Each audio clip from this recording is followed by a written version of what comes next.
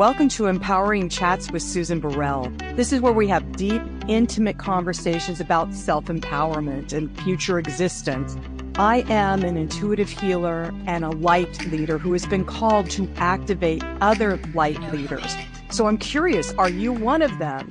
So by listening, lean in and see if you are ready to be that eternal potential you've been called to be.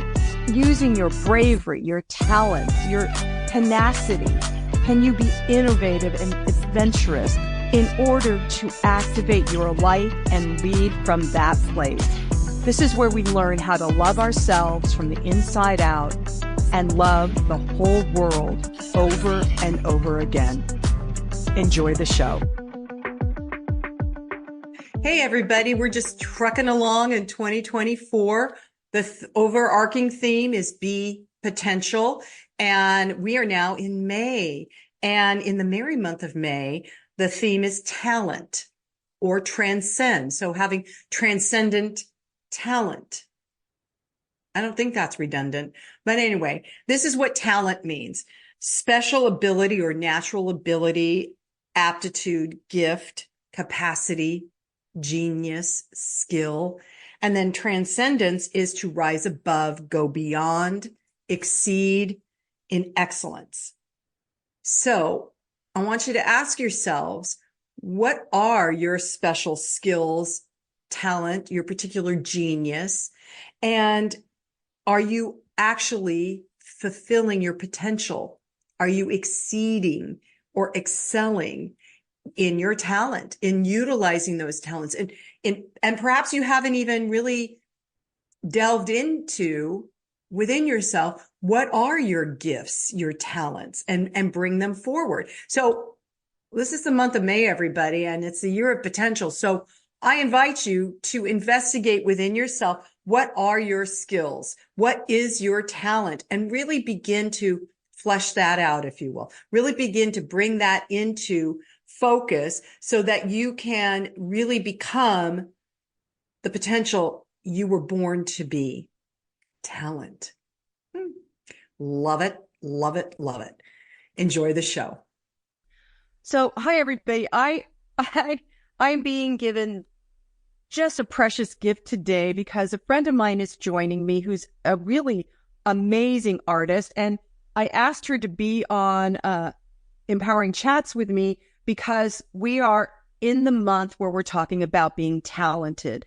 And another subset of talented is transcendent. And often I find art can be transcendent. So I want to welcome my friend, Lida Martin. Lida, thank you for joining me. It's a pleasure and honor to be here. Thank you. So you guys, I met Lida many years ago, and actually before we actually got to know each other, she gave an art show that I went to of her watercolors, and it knocked my socks off. I think I bought 3 of your watercolors that day, Lida. I really did. And then I've had friends gift me a couple more of your watercolors, and they're just so beautiful because, well, at least those watercolors that you had were all plant life from Hawaii, because you used to live in Hawaii. Right. And anyone who's been to Hawaii knows that it's just alive with color. Oh, God. Plants are gorgeous. All of our house plants here in California are giant in Hawaii. Yeah. Yeah.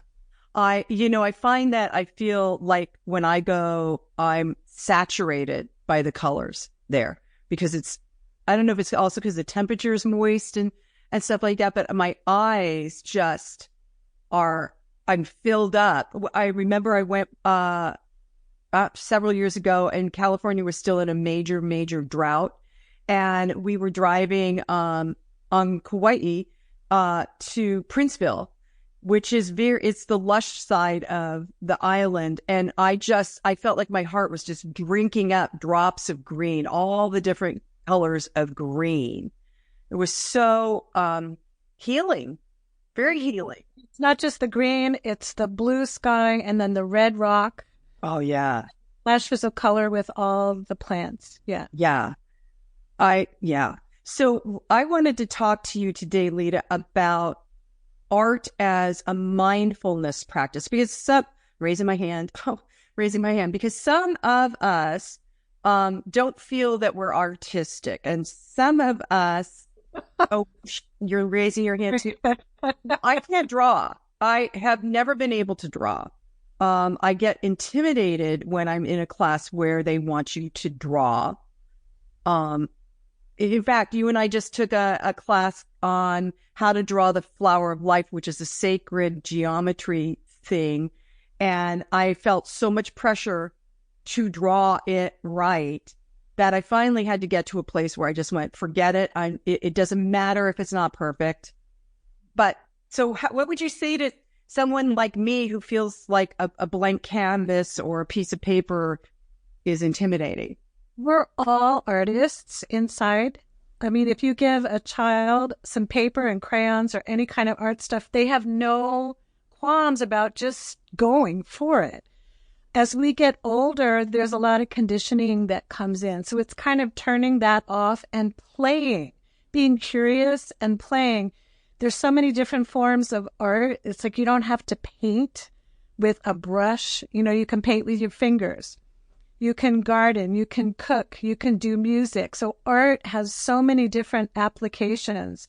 So to answer your question, the big thing is turning off that chatter about I'm not an artist and being curious. What is it like to be creative? What is it like to go into an art store and just look around and see? What is there? What would it be like to take paint and paint a flower pot or do a pour? I mean, there's so many different things. So it's giving ourselves permission and to stop the negative talk about I'm not creative, I'm not perfect. Most people, when they do art, they want to be a Michelangelo or a Leonardo. They want it to be perfect. So another thing I recommend is Julia Cameron's Artist's Way. Yes. Book. So it's 12 lessons that you can do by yourself or in a group. It's something I've taught before. It really helped me to get through whatever blocks I had. And I remember going into an art gallery one time, and there were 12 oil paintings or whatever it was, acrylics. And the artist had said, this is the journey I took painting 12 different paintings and while I did the Artist's Way. And it was like from the beginning. Oh, wow. Like, a kindergartner. And at the end, it was like this masterpiece. And he said, I broke through all of my barriers, just applying very simple things. So it's, as with anything, we need to have time and energy and a desire to move from one place to another. Oh, and yes. Okay. Yeah, no, I like I have a couple things. I like what you just said of the desire to move from one place to another, because currently I am artistically stuck, and I have a closet full of art supplies and I keep thinking I should bring it out. But there's the whole buzz in my brain of time, of perfectionism. Oh, really? You didn't finish that last one, or you tried that other one and it just looked like garbage. And so the desire to move from one place to another. So can we riff on that just a little bit? Because really, as a mindfulness practice, if you use art as a mindfulness practice to kind of bring yourself to center, to have a childlike mind, like you're talking about, be curious. If we do that, then we can move from one place to another, right? And keeping it simple. Oh, God. It's simple. We're not going to start doing something very complicated. We want to set ourselves up for success.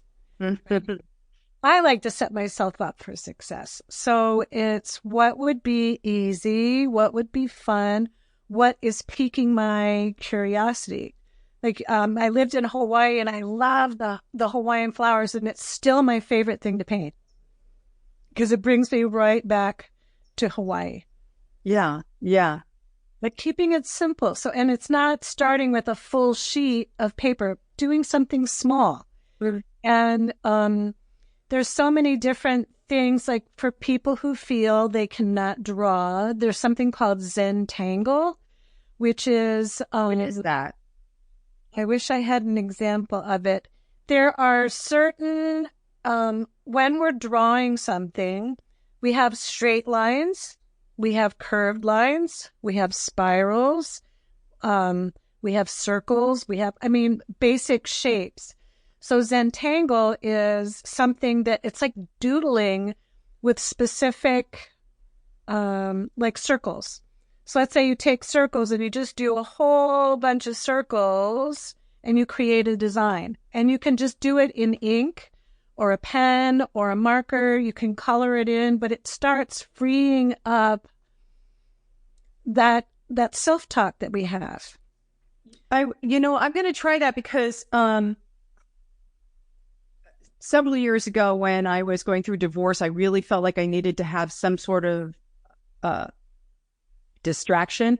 And so I started taking pastel class. I'd never done pastels. So I go to this pastel class taught by a fairly well-known local artist and her people that studied under her. And they start me out on painting a wave, and I'm looking at the wave and the colors. I'm like, oh, I can do that. Oh yeah, I can do that. And I start trying to do it. Oh, Lida, the class was 3 hours. It took me an hour and a half for my brain to shut up. And finally, I recognized what my block was, is that I wanted to paint that wave exactly how it looked. But my linear mind couldn't figure out how to do that. So what I ended up doing is I turned it upside down, the image, and just colored in basically the colors that I saw in the shapes I saw. So this Zentangle thing might be really good for me, but it did take me an hour for the brain to shut up. Well, when I've taken art classes before that were 3 hours long, it's like 2 hours or 2.5 hours. You're warming yourself up, and you do your most dedicated, focused painting and work the last part of the class. Wow. We all have to move through those blocks. Right. Whether it's just we're tired, we've got so much stuff going on in our life. It's like, how do we clear our field to be in that receptive place to allow creativity to move through us? So Zentangle would be really good. It would be really good for me. And when you said doodle, I was like, but it could be when you described it. And as long as everybody, you don't have to do what I say, but as long as we enter into that kind of a practice with, like you said earlier, Lida, giving yourself permission. So not that I'm going to make a piece of art. I'm just going to scribble scrabble on a page. Just scribble scrabble. I have to use these really first grader words, okay, so that I don't feel pressure. Because my mom was a decent artist, and I remember sitting in the room when she was painting things, and so I would always feel intimidated and not talented, which is why I went to pastels instead of, she did amazing watercolors, and so why I didn't do oil or watercolors but pastels, because she didn't do them. So I was like, okay, I can do this, and I don't have her whispering. Not that she would be, but that feeling of I need to be as good as my parent. So another thing, we were talking about creative mindfulness. Another thing besides the Zentangle is doing dot mandalas. You can start by just coloring in a regular mandala coloring book. And it's something I know that you use already with clients, right? Yes, and I meant to pull one of them out. Yes, I do it. So you guys, there's coloring books, right? If you were a kid and you used to color, I loved to color. I loved to color, and I was a kid that colored in the lines. I really was. But you can get these coloring books mandalas or animals or whatever. And you can do crayons or pencils and it's, Yeah. yeah. And when I was finishing up my master's program, I went on retreats and I would bring that mandala coloring book and I would set an intention, write it in the corner of the page before I started coloring. And then I just allowed whatever colors wanted to be in there to be in there. And at the end, so like it would be health, right? As an intention, say. And then I would color and at the end, I would have this beautiful image that I could look at in my office or my bedroom, wherever I put it, and remind myself that I'm health or I'm intending health. So it's a beautiful, simple, easy way for anyone to start being creative. Just get a coloring book and start, but have some mindfulness about it. It's preparing your space, lighting a candle, having music, putting your phone away and creating a sacred space. And okay, what do I want to feel? What do I need to manifest in my life? What do I want to let go of? I like focusing more on what I want to manifest, but you can do both. And then start coloring. Then you can move to what's called dot mandalas. So they're little, you can use Q-tips or they have these little sets that have steel, it's like a steel wand with a ball at the end of it and you dip it in acrylic paint and then you just do dots to create your own mandala. So you have a couple examples there, but before you show them to people, let's explain what a mandala actually is, because it's circular most often, right? Usually circular because it means, and it's a representation of wholeness. So people are familiar with mandalas because of Tibet and India and the sacred paintings that they have. Mm-hmm. Some of them are round, some of them are square like a tanka from Tibet, and they have these sacred geometry images on them. But mandala can mean circle or wheel, and it's a representation of wholeness. So that's something that we're all wanting to embody, whether it's wholeness and health or abundance or relationship or creativity or mindfulness, all of those things. Yeah.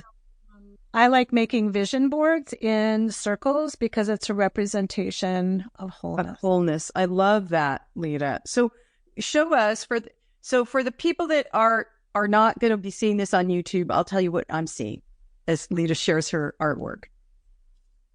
Oh, wow.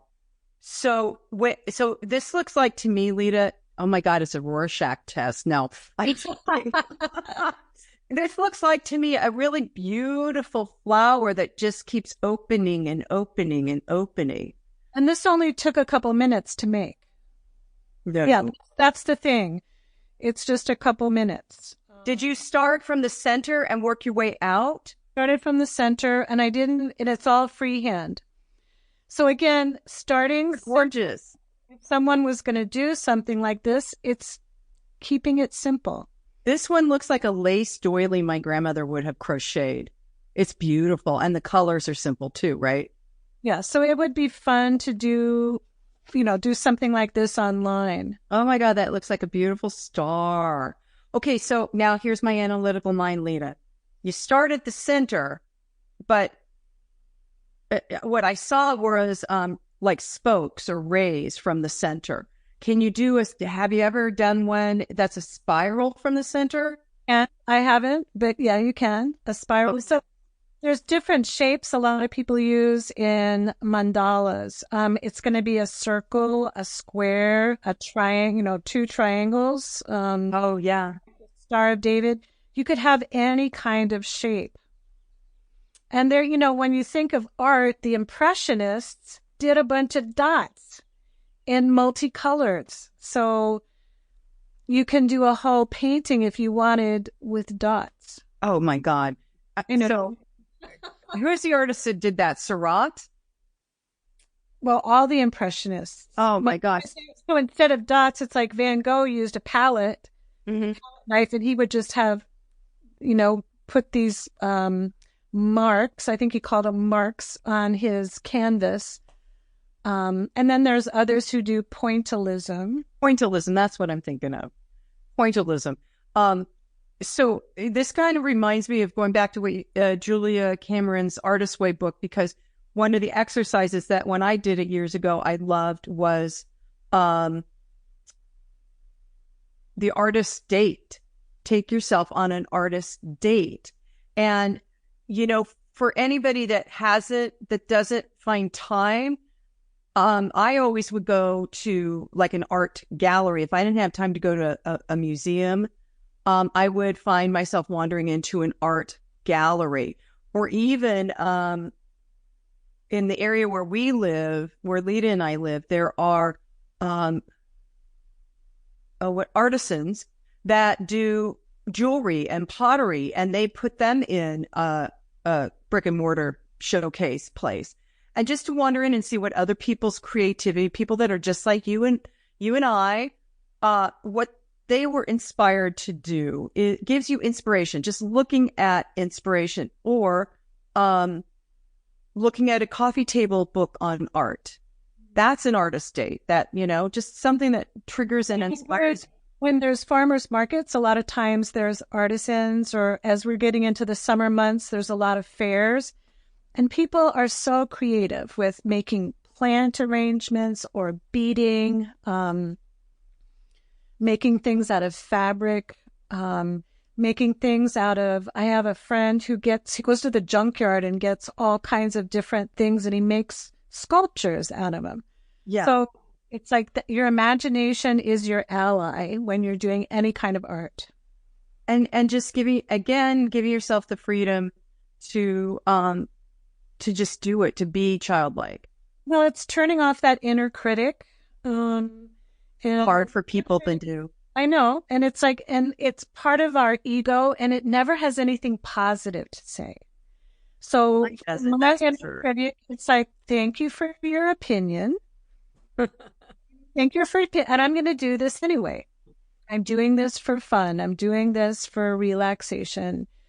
When we do art, some people do art to sell it. This is their profession. And some people do art for process. Like this is just for me. And sometimes the process can become something that you sell. Yes.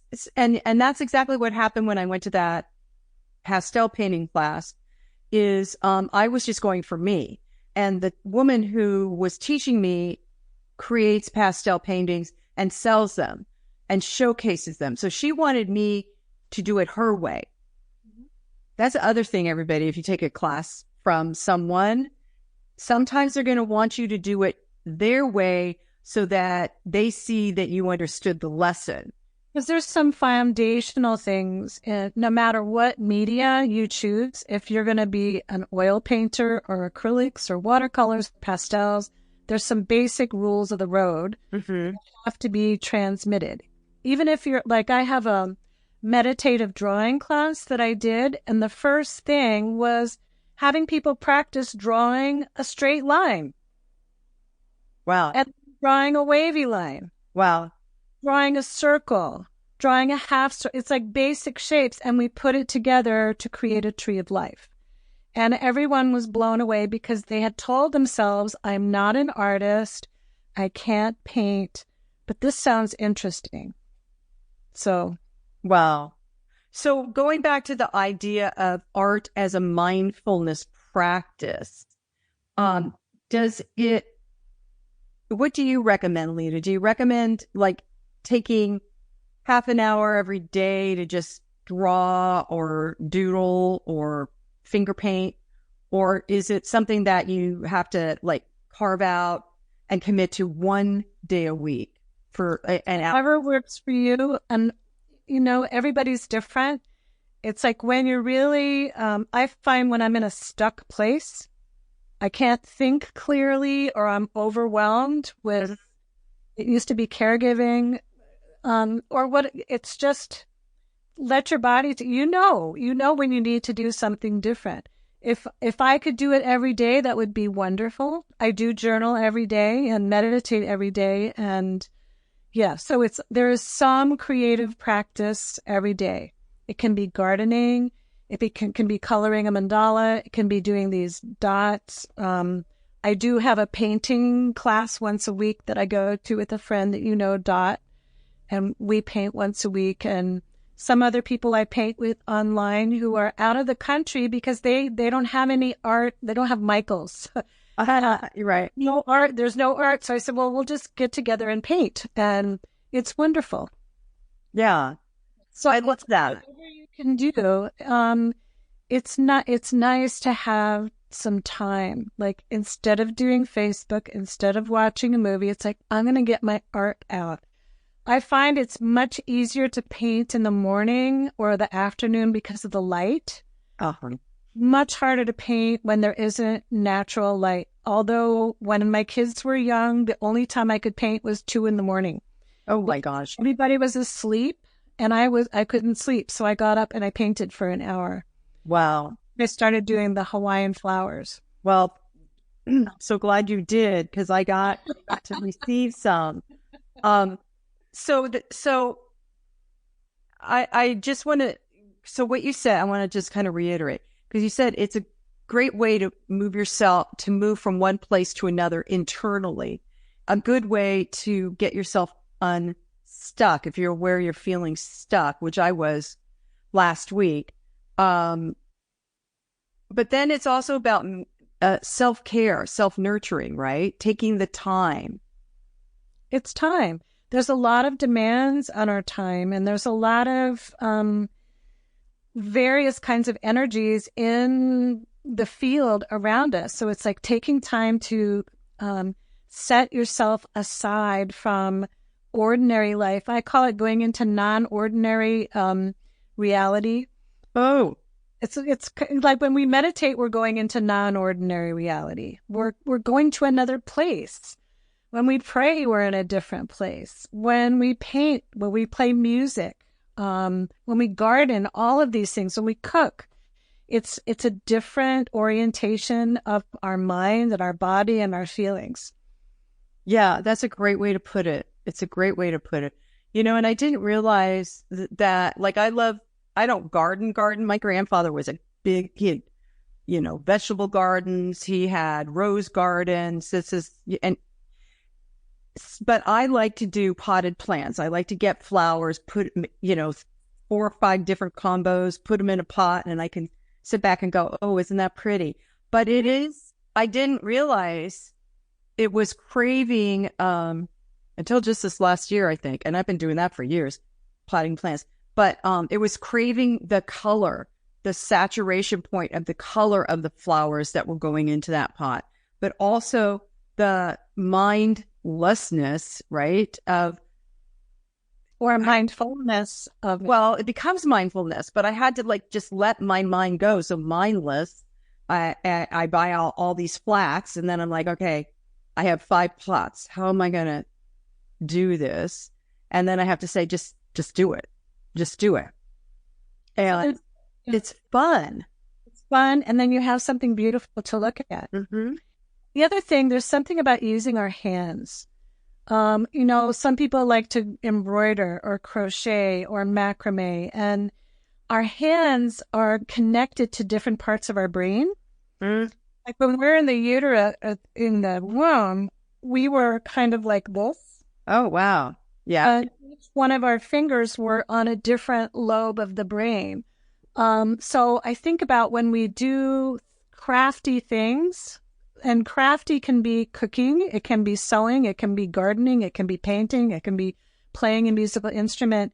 This whole thing of using our fingers activates different parts of our brain. Wow. I have never heard that before. That's from Kundalini Yoga. So in Kundalini Yoga, we do a lot of mudras, and each of the fingers represents an element, and it represents a planetary body. So when we do mudras and mantras, it's affecting all of our physical and energetic bodies. That's another podcast. I'm hearing that as you said that. I'm like, okay, yes. Yes, and and that's actually something I personally want to learn more about. Is Kundalini yoga and how it does affect. I always saw it as when I would do yoga, I would see it as just opening up systems in my body. But this with the brain and the fingers and the mudras and the everything, that's cool. So it's another way to have mindfulness. I think it'd be really interesting to teach a Kundalini yoga class and then do art. So that would be something. Yes, that sounds cool. It sounds like a future something, Lida. Oh, but thank you for having this conversation with me. I just knew there would be lots of information that would pour out of your heart so that people can have different ways to consider how they are talented or explore how they are talented so that there can be an inner experience of transcendence and mindfulness as they explore those possibilities and expansion. And joy. Expansion. Yeah. And joy. I forget that, Lida. I forget that sometimes. Well, okay. So thank you, everyone. This has been a beautiful conversation with my friend Lida Martin. Lida, again, I just love and adore you, but you know that already. And I so appreciate you taking time to do this process with me of having an empowering chat. So thank you. You're welcome. I want to read one thing that one of my favorite quotes is from Marianne Williamson when she wrote the inaugural speech for Nelson Mandela. Mm-hmm. Our deepest fear is not that we are inadequate. Our deepest fear is that we are powerful beyond measure. It is our light, not our darkness, that most frightens us. We ask ourselves, who am I to be brilliant, gorgeous, talented, and fabulous? Actually, who am I not to be? You are a child of God. Your playing small does not benefit the world. There's nothing enlightened about shrinking so that other people won't feel insecure around you. We were born to make manifest the glory of God that is within us. It's not just in some of us, it's in everyone. And as we let our light shine, we consciously give other people the permission to do the same. As we are liberated from our own fear, our presence automatically liberates others. So we can liberate ourselves being creative and being mindful and using art. Absolutely. And thank you so much for pulling out one of my favorite quotes and reading it to me right when I needed to hear it the most, Lida. Thank you. So that's our show for today. I'm just going to end with, and so it is, namaste. Well, that wraps up our empowering chat for the day. I hope you enjoyed it and found it inspired you to be more empowered. If you want to find out more about me, go to susanburrell.com, my website, and you can see what we're up to. I am teaching classes again, so there's a calendar of that, and you can register. You can check out my book, Live an Empowered Life, a 30-day journey with the companion inspiration cards, or you can access my guided meditations that go through Insight Timer. We got a bunch of stuff on the website. Check it out. And until then, namaste.